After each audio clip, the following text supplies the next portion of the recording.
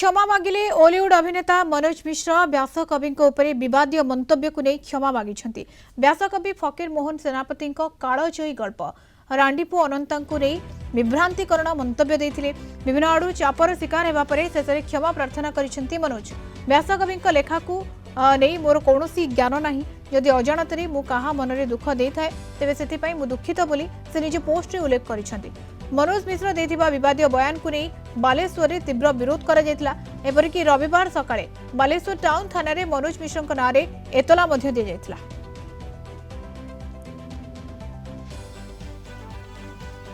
ओडिशावासी को मु कहबाकू चाहूची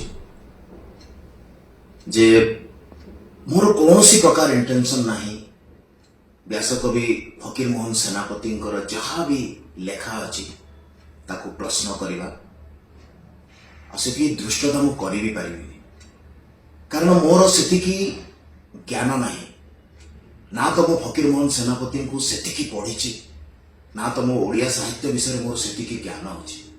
मु जने एक्टर हिसाब से मोर जी साहित्य ज्ञान थिबा कथा मत तो लगे ताठू भी कम अच्छे। जेहेतु किसी लोक मते साहित्य भीतर को टाणी आनिले मोर किसी कमेंट्स देखिकी से जदि आपण मानकु सारा ओडिशा को जदि मो कथारे किसी कष्ट होती तो मु हाथ जोड़ी समस्त को क्षमा प्रार्थना करुच्ची।